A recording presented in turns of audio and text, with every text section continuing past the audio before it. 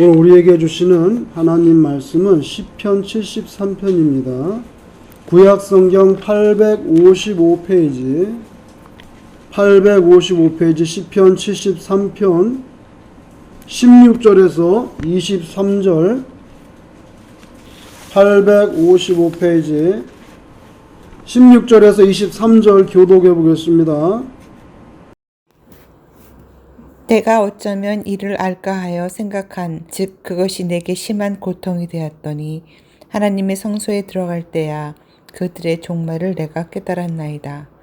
주께서 참으로 그들을 미끄러운 곳에 두시며 파멸에 던지시니 그들이 어찌하여 그리 갑자기 황폐되었는가 놀랄 정도로 그들은 전멸하였나이다. 주여, 사람이 깬 후에는 꿈을 무시함과 같이 주께서 깨신 후에는 그들의 형상을 멸시하시리이다. 내 마음이 산란하며 내 양심이 찔렸나이다. 내가 이같이 우매무직함으로 주 앞에 짐승이오나 내가 항상 주와 함께하니 주께서 내 오른손을 붙드셨나이다. 아멘. 우리가 살면서 항상 기쁘고 좋은 일만 만나면 좋겠지만 때로는 어려움 가운데 던져지기도 하지요. 우리 인생이 위기와 환난에 던져질 때 우리는 어디로 피하겠는가? 우리에게 피난처가 있는가?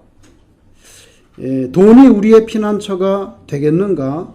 우리의 지식이나 명예나 학벌이나 사회적으로 높은 지위, 어떤 그런 포지션이 나의 피난처가 되어 주겠는가? 오늘 본문의 신자는 악한 자가 세상적으로 볼 때 대단히 형통하게 되는 그런 경우들을 보고 시험에 든 것입니다. 그 악한 사람들이 쌓은 부와 권력과 명예와 지식과 처세술, 건강, 대단해 보이는 거예요. 그거에 비해서 신앙을 바르게 지키고자 하는 그런 신자들은 대단히 평범한 일상을 사는데 혹은 오히려 그 악한 사람들보다 더 비참한 생활도 하게 됩니다. 그래서 오늘 이 시편 73편을 쓰신 분은 가만히 생각해 보니까 하나님의 정의가 살아있는가? 하나님의 공의로움에 대해서 의심과 회의가 일어난 거예요. 어떻게 악한 사람은 그냥 더 형통하고 건강하고 다 잘 되는데, 그렇게 보이는데, 신앙대로 살려고 애쓰는 사람은 왜 이렇게 힘든가? 때로 왜 이렇게 곤두박질 치는가? 그래서 신앙의 회의가 일어나는 거예요. 그 하나님의 정의에 맞지 않지 않냐 이거죠. 우리가 이 세상을 살면서 눈에 비치는 대로 우리가 판단하고 또 우리의 그 판단하는 뇌를 믿고, 근데 그렇게 살면 안 된다는 거예요. 인간은 항상 남의 떡이 더 커 보이게 돼 있어요. 남의 것이 더 좋아 보이죠. 더 길어 보이고요. 그러나 우리 눈에 보이고, 눈에 이게 눈으로 들어오잖아. 저 불이 켜졌구나. 그죠? 누가 졸고 있구나. 눈 안 뜨고 감고 있구나. 보인단 말이에요. 근데 눈에 보이고, 그럼 눈에 보면 내 뇌에서, 이 브레인에서 느끼는데, 그게 항상 진실이냐 이거예요. 내가 눈에 보이는 게 다 진실이냐 이거예요. 그거 아닐 수도 있어요. 실체적인 사실과 거리가 먼 오해일 수가 있다는 거예요. 우리 눈 너무 믿지 마세요. 우리 브레인 너무 믿지 마세요. 여러분 오늘 주보 오른쪽에 보시면 제가 그림을 거기다 넣어놨는데 한번 보세요. 위에 보면 무슨 꽃무늬 같은 것이 있는데 이렇게 있죠? 여러분 이 중간에 있는 걸 보세요. 중간에 동그라미 보시면은 여기 동그라미하고 이 위에 있는 동그라미하고 어떤 것이 커 보입니까? 위에 게 커 보이죠. 그죠? 그리고 밑에 걸 보세요. 화살표가 있는데 화살표가 이렇게 밖으로 나가는 게 있고 안으로 들어가는데 어떤 것이 길어 보입니까, 여러분? 오른쪽 게 길어 보이죠? 그 사실이 아닙니다, 여러분. 집에 가서 자를 가지고 재보세요. 사실이 아닙니다. 이 화살표는요, 이 꼭지점부터 정확하게 잡으면 똑같아요. 1mm도 차이 나잖아요. 자, 여기 동그라미 보세요. 가운데 있는 거 밑에 거나 위에 거나 똑같은 동그라미입니다. 똑같은 동그라미인데 위에 게 커 보인단 말이에요. 이 화살표도 오른쪽 게 훨씬 길어 보여요. 아이, 그게 아무리 봐도 길지, 어떻게, 아무리 봐도 길지, 그게 똑같냐. 집에 가서 자를 딱 재보세요. 1mm도 틀리지 않고 똑같습니다. 그냥 제가 샘플로 이거보다 더 심각한 것도 있어요. 뭘 말씀드리냐면, 눈에 보이는 게 맞을 때도 있지만, 전혀 아닐 때도 있어요. 착시라는 게 있잖아요. 그래서 우리 인생에 살면서 아, 저 사람은 성격이 저렇구나. 저 사람은 오늘 노란색을 입었네. 저 사람 속의 사상은 빨갈 거야. 뭐 눈에 보이는 대로 그렇게 믿지 말고 신앙적인 안목으로 바라볼 수 있기를 바랍니다. 성경에서 요구하는 게 그거예요. 메시아에 대해서 예언할 때 뭐라 말합니까? 눈에 보이는 대로 판단하지 아니하며 나오거든요. 그죠? 그래서 우리에게 영적인 눈, 영안이 필요해요. 때로 우리가 느끼는 결핍, 상실에서 오는 섭섭함, 분노, 이거 헛된 것입니다. 그 섭섭함, 분노는 섭섭함이라든지 야속하게 느껴진다든지 그럼 분노는 누구를 향해 있습니까? 우리 주변에 있는 이들을 향해 있어요. 멀리 있는 사람이 아니에요. 멀리 있는 사람은 아무 관계도 없어요. 우리 가족, 우리 친구, 요 가까이 있는 사람들에게 그 분노와 섭섭함이라든지 야속함이라든지 이런 거 그쪽으로 화살이 향해. 그 우리 주변에 있는 사람들에 향해 있는데, 그런데 그 진실 실체는 사실 더 나아가서 내가 느끼는 그 화가 난다 이거예요. 내가 느끼는 그 섭섭함. 더 나아가서 이거 하나님께로 향해 있다는 거예요. 하나님께. 사실은. 왜냐하면 그런 사람들을 내 주변에 두신 분이 누구예요? 누구예요? 하나님이에요. 그렇기 때문에 난 저 사람한테 좀 섭섭해 이렇게 느끼지만 사실은 원론적으로 따져가면 왜 그런 사람을 내 옆에 뒀냐고. 그래서 결국에 그 모든 게 하나님께로 향해 있어요. 여러분, 그래서 궁극적으로는요, 내 신앙이라는 거는 하나님하고 나 사이에 결국 격이로 꼴이 나게 되는 거예요. 우리는 우리 주변에서 일어나는 일 때문에 믿음이 흔들리기도 하죠. 그 중에 하나가 악한 사람의 형통함. 악한 사람이 잘 되는 거 볼 때 우리 믿음이 흔들린다고 하는 거는 그 일이 하나님하고 무관하다고 생각되지 않는 거예요. 아니, 어떻게 저렇게 악한 사람이 이렇게 형통해? 근데 그걸 보면서 내가 시험에 들려고 그러냐고? 그거 왜 그러냐면, 악한 사람이 형통한 게 하나님하고 무관하다고 생각되지 않기 때문이에요. 하나님은 어떻게 살아계시다면, 저런 사람 그냥 내버려 두냐 말이죠. 내 생각이 혼란스럽게 되는 거예요. 악한 사람 형통함 받아들일 수 없게 하는 거는 착하고 의로워 보이고 신앙적으로 살려고 하는 사람이 고난 가운데로 쏟아져 들어가는 거, 그걸 또 내가 보기 때문인 거예요. 그래서 신앙적으로 살려고 고군분투하는 사람이 고통 속으로 빠져드는 거, 악한 사람이 형통한 거, 이 두 가지를 동시에 보는 것은 정말 고통스러운 일이에요. 오늘 시편 73편의 이 신앙인은 그런 갈등을 솔직하게 다 쏟아냈는데 1절에 보면 이렇게 시작합니다. 하나님이 참으로 이스라엘 중 마음이 정결한 자에게 선을 행하시나. 그건 알겠어 내가. 그런데도 불구하고 나는 거의 넘어질 뻔하였고 거의 넘어질 뻔했어요. 나의 걸음은 거의 미끄러질 뻔했어요. 완전히 시험에 들 뻔했다 이거예요. 이는 내가 악인의 형통함을 보고 오만한 자를 질투했습니다. 악인들의 형통함 때문에 하나님을 향한 확신과 믿음을 잃어버릴 뻔했다고 솔직하게 자기 심정을 고백합니다. 하나님을 향한 확신과 믿음까지 잃어버리게 할 정도로 만든 그 악한 사람이 누리는 그 형통함이라는 게 도대체 뭐냐? 그게 뭐가 그렇게 형통한데? 4절 이하에 보면요, 아주 적나라합니다. 그들은 죽을 때에도 고통이 없어. 죽을 때도 고통이 없고 그 힘이 강건하며 사람들이 당하는 고난이 그들에게는 없고 사람들이 당하는 재앙도 그들에게는 없나니 그러므로 교만이 그들의 목걸이야.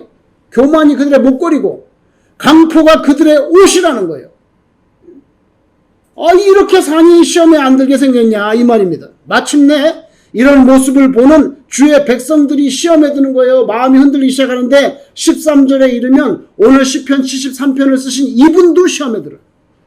그러면서 13절에 내가 내 마음을 깨끗하게 하며 내 손을 씻어 무죄하다 한 것이 실로 헛되도다. 내 신앙적으로 하나님 뜻에 합당하게 살려고 무진 애를 쓰는 거 그 무슨 소용이 있냔 말이야. 이렇게 됐다는 거예요.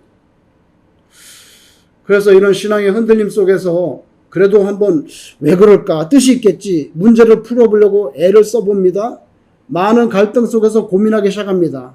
그런데 이런 부조리한 현실을 어떻게 받아들여야 될지 시인은 끝내 해답을 찾지 못했다는 거예요. 16절에 내가 어쩌면 이를 알까 하여 생각한 즉 그것이 내게 심한 고통이 되었더니 도대체 알 수 없다는 거예요. 그런데 이 시편 73편 전체 말씀 중에서 이제 분위기를 확 바꾸는 지렛대 역할을 하는 말씀이 17절이에요.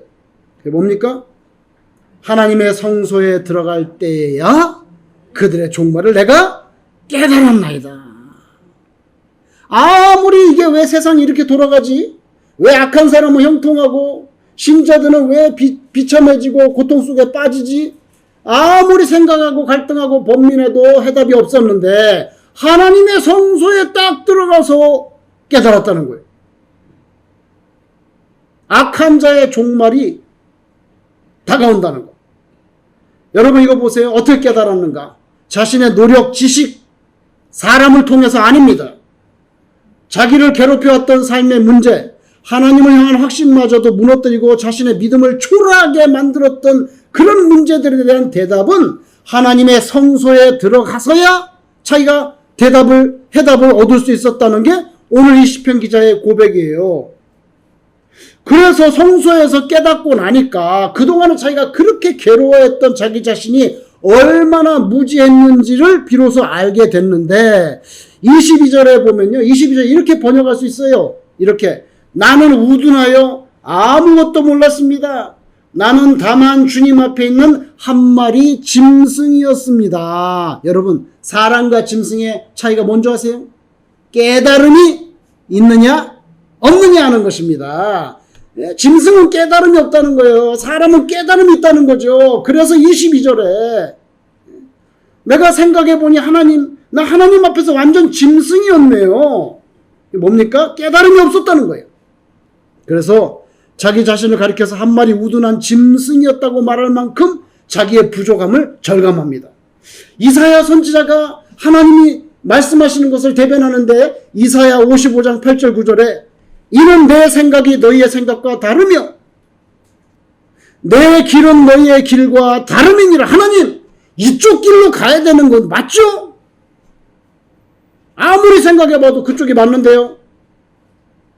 근데 내 길은 너희의 길과 다름이니라. 그 다음 뭔지 아세요? 여호와의 말씀이니라. 여기 나와요. 나 하나님이 말하는 거야. 매스컴에서 떠드는 것도 아니고 소설책에 나오는 것도 아니고 수학책에서 나오는 그런 연산도 아니야. 여호와의 말씀이야. 뭡니까? 내 길은 너희의 길과 다르다. 이는 하늘이 땅보다 높음 같이 내 길은 너희의 길보다 높으며 내 생각은 너희의 생각보다 높음이니라. 아예 공항 가는데 그냥 차가 막혀가지고 얼마나 가슴을 졸이고 짜증이 터지고 죽어라고 달려갔더니 비행기 문이 딱 닫혔네. 떠나버렸어. 여러분 근데 그 비행기 안 타가지고 사는 사람도 있잖아요. 그렇죠? 그러니까 우리 눈에 보이는 대로 너무 판단하고 내 길이 다 맞다. 내 생각이 100% 오라. 이거 좀 위험해요. 위험해요. 짐승일 수가 있어요. 짐승. 아직도 풀지 못한 삶의 문제들 여러분 속에 있을 수가 있죠. 이해할 수가 없고 받아들일 수가 없어 도대체. 삶의 의미, 신앙의 기초까지 흔드는 그런 어려움들이 우리에게 있을 수가 있어요. 근데 여러분 그걸 아무리 번민하고 제가 아무리 어려운 철학책을 읽는다 해도 해결되지 않아요. 오직 주의 성전에서만 하나님께서 답을 주실 줄로 믿습니다. 시편 기자가 성소 안에 들어와서 깨달았다는 거예요. 그리고 나서 보니 나 완전 짐승이었네. 근데 뭘 깨달았는데? 두 가지야. 첫째, 악인들의 형통함이 결코 영원하지 않다는 거. 한때는 악인들이 잘 되는 것 같고 한때는 성실하게 살아가는 사람들로부터 그 악인들이 부러움을 살 정도였지만 그들이 누리는 평안함 결코 영원하지 않다는 거예요. 순식간에 사라진다는 거예요. 물거품이 한자로 뭘까요? 물거품은 한글인데 물거품이 한자로 뭘까요? 예? 수포죠. 수포로 돌아간다 그러잖아요. 물거품, 수포. 포말이라고 돼요. 포말. 그렇게 화려하고 대단해 보이던 거, 형통한 거, 하나님께서 한번 바람 불면 바로 그냥 포말로 꺼져버린다는 거예요. 20절에 주여 사람이 깬 후에는 꿈을 무시함 같이 아유 지저분한 개꿈만 잔뜩 꿨네. 잠도 못 자고. 그렇잖아요? 그렇게 되잖아요. 사람이 깬 후에는 꿈을 무시함 같이 주께서 깨신 후에는 그들의 형상을 멸시하시죠. 악인이 누렸던 자랑 한낱 꿈처럼 그냥 젖지도 없이 사라지는 게 그 인생이라는 거예요. 그걸 뭘 부러워하고 앉았냐는 거죠. 그걸 이거 훨씬 긴데 이거 아무리 봐도 긴데. 자, 악인의 형통함은 오래가지 못한다. 두 번째 뭘 깨달았는가? 그러면 하나님 진짜 복이 뭡니까? 이 이슈입니다. 악인이 너무도 멋져 보이고 대단한 듯이 느껴지는 그 형통함의 결국이 그렇게 허망한 것이라면 그러면 하나님 앞에서 진정한 복은 뭡니까 그러면? 시인이 마침내 깨달은 진정한 복은요. 하나님께 가까이 있는 거예요. 하나님께 가까이 있는 거예요. 그걸 깨달았다는 거예요. 여러분 하나님께 붙잡혀 하나님과 함께 사는 삶 그게 진정한 복이라는 사실을 성소에 들어가서 깨닫게 됐다. 성소에 왜 들어갔겠어요? 최소한 기도하거나 예배하려고 들어간 거죠. 그때 하나님께서 왜 그렇게 짐승같이 그러냐. 인간이 되라. 그리고 다 깨달음을 준 거예요. 여러분 읽지 않았지만 24절에 마치 어린아이처럼 오늘 신앙인이 24절 어린아이처럼 뭐라고 말합니까? 주의 교훈으로 나를 인도하시고 이렇게 겸손하게 말하고요. 25절에 뭐라고 말합니까? 25절에 하늘에서는 주 외에 누가 내게 있으리요 땅에서는 주밖에 내가 사모하리 없나이다. 이게 무슨 말입니까? 상천하지에 오직 하나님밖에 없습니다.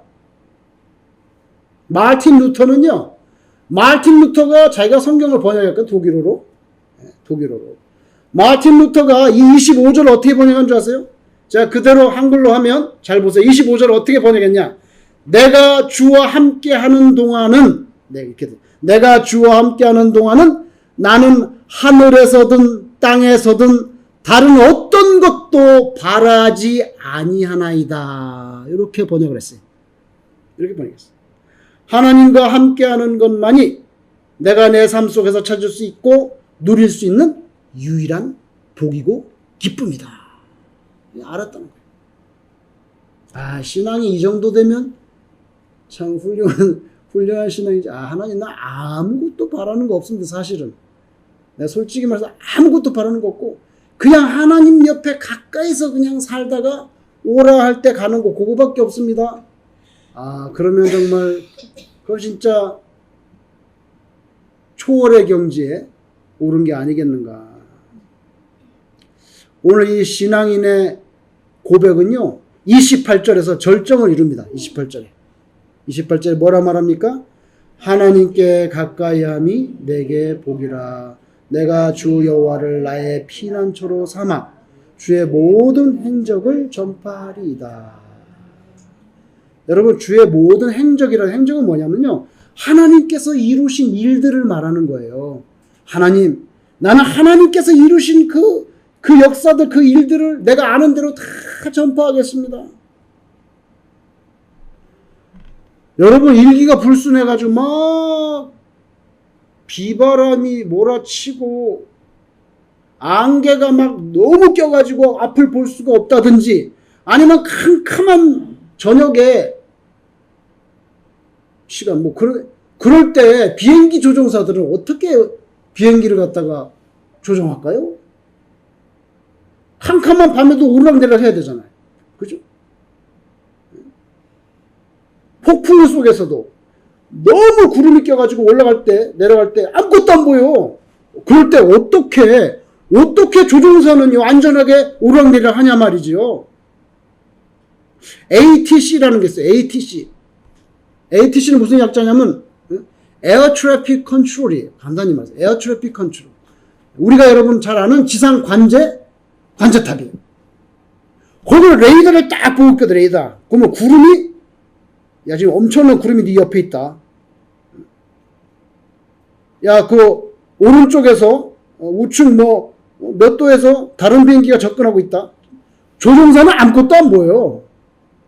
ATC가 너무 중요한 거예요. Air Traffic Control. 이거 항공, 교통 관제 너무 중요해요. 땅이 있지만, 항공 관제사가 그 항공기를 지휘해주는 서비스예요. 이 ATC의 목적이 뭔지 아세요? 항공기 간의 충돌 방지야. 껌껌한데 안 보이니까 아무데나 들이받는 거예요. 그리고 항공교통의 흐름을 체계하는 거. 자, 당신 먼저 내리시고 거기 조금만 기다리시고 여기 델타 뜨시고 나중에 다 통제하잖아, 이거죠. 이 항공 관제사들은요, 레이더를 통해서 자기가 딱 할당된 구역이 있다 그래요. 모든 하늘을 할 수는 없잖아. 그죠? 만약에 라구아디아 관제사가 자기가 담당 구역이 있어요. 그 레이더만 모니터하고 거기까지만, 그 안에서 항공기를 조종하는 방법, 교본에는요, 크게 말하면 두 가지가 있습니다. 조종사에게 주는, 뭔지 아세요? 시계 비행, 그리고 계기 비행. 이렇게 한국말로. 시계 비행, 계기 비행. 이 두 가지 방법이 있어요. 영어로는 시계 비행은 Visual Flight Rules. Visual Flight Rules. 뭡니까? 조종사가 자기 눈으로 보고 알아서 하라는 거예요. 그죠? 그래서, 근데 계기 비행은 뭔지 아세요? 네 눈은 꽝이야. 아무것도 할 수 없어. 왜? 지금 밤이니까. 지금 흑암 가운데, 먹구름 가운데 들어서 아무것도 안 보이지? 안 보이지? 계기 비행, instrument flight rules. 이 두 가지 방법이 있어요. 그죠?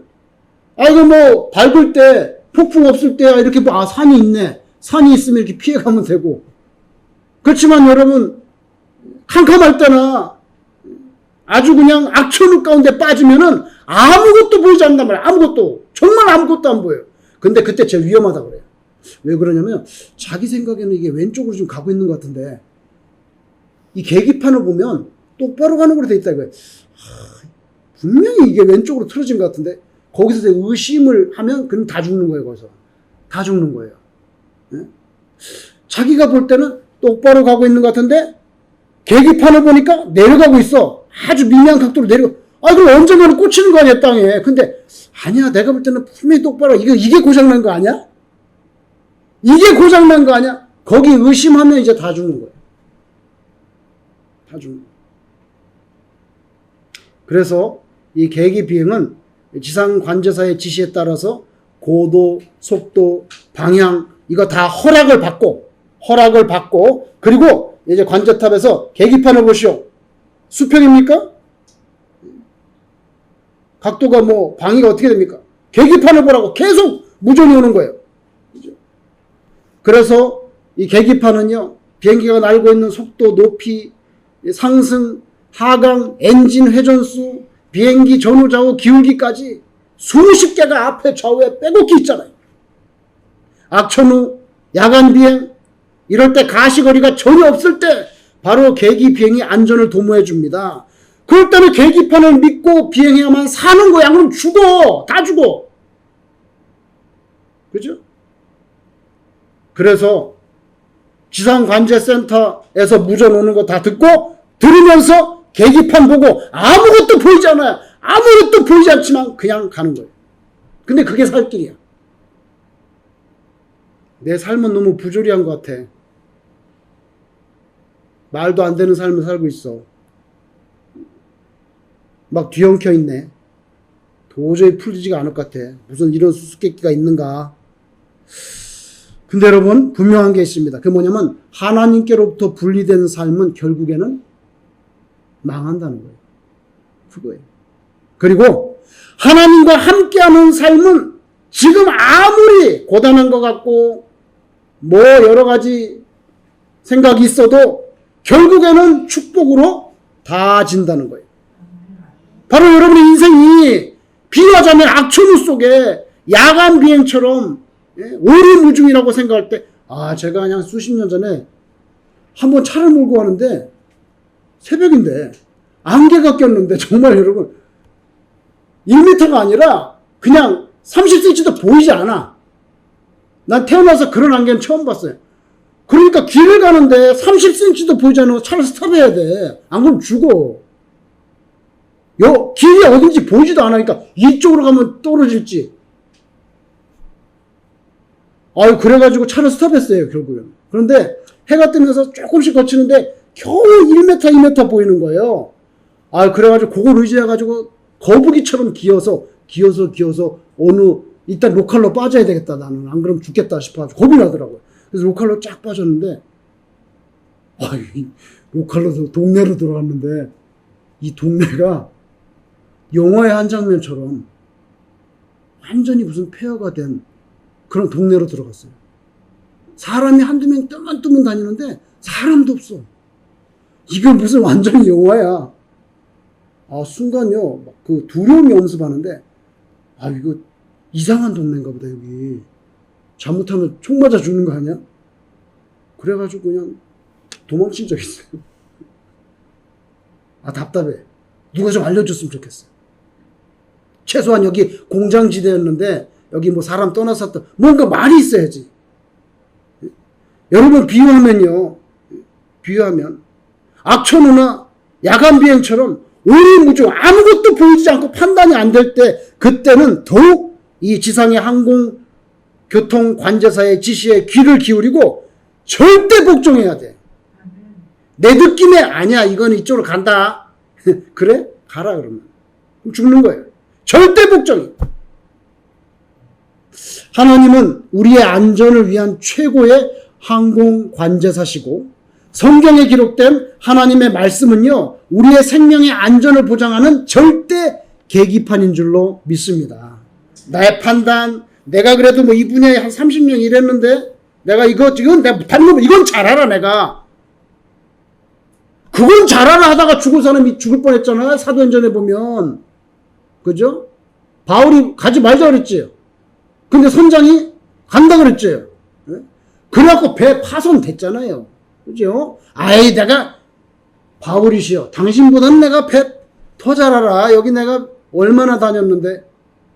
근데 그래서 죽을 뻔했잖아. 바울 때문에 살았지. 그죠? 그래서 내 판단, 내 경험, 내 육감으로 비행하고 관제사 통제에 불복하고 계기판 무시하는 것은 죽음을 각오하는 어리석음 속으로 빨려 들어가는 거예요. 우리가 하나님께 가까이 가지 않으면, 하나님의 말씀을 절대 기준으로 삼지 않으면 우리는 낭패를 보게 되는 거죠. 여러분, 이거 하나도 똑바로 판단을 못하는 주제인데, 내가. 이거 하나도 판단 못하는데. 오늘 시편 73편, 신앙인의 눈이 악인들의 형통함을 부러움으로 바라보던 그런 것에서 하나님만 믿는 그런 온전한 신앙으로 바뀌는 걸 볼 수가 있어요. 주변을 바라보다가 핵심을 찾은 거예요. 하나님. 정말 한자로 상천하지에 하늘에서도 땅에서도 오직 주님밖에 없군요. 여러분, 다른 사람 신앙 없이 형통하는 거 그거 화려하고 대단해 보여도요 별로 부러워할 거 없어요. 왜냐하면 생명의 핵심이 아니기 때문에. 그건 정한 때가 되면은 다 포말이 되는 거예요. 오늘 시편 73편 기자 영원히 사라지지 않는 복을 잡았는데 그거는 하나님께 가까이 가는 거예요. 가까이 가는 거예요. 하나님께 가까이 가니까 하나님께서 그 사람의 피난처가 되어주셨어요. 피난처가 되어주죠. 그죠? 피난처. 그리고 그 이상이야. 왜? 우리가 가까이 가는 것도 중요하지만 하나님께서 네가 가까이 가는 것도 너무 힘들지. 예? 네가 생각도 많고 마음도 복잡하고 육체도 대단히 고단하지 않냐? 네가 나한테 오는 것도 되게 힘들어 보인다. 내가 가까이 갈게. 그래서 영원하신 하나님께서 인간의 역사 속에 순간적으로 뚫고 들어오셨잖아요. 인간의 육신을 입고. 누구십니까? 예수님이잖아요. 네가 나한테 오는 것도 너무 버거워 보인다. 내가 갈게. 기다려. 그래서 예수님이 영원하신 존재인데 그 33년 순간으로 뚫고 들어오셨어요. 그래서 우리와 함께 해주시는 예수님, 그리고 이제는 성령님. 여러분, 성삼일체 하나님과 함께 있는 것이 진정한 복이라는 사실을 확실히 깨닫고 그 풍성한 은혜를 누리시면서 사시기를 주의 이름으로 축원합니다. 기도하겠습니다.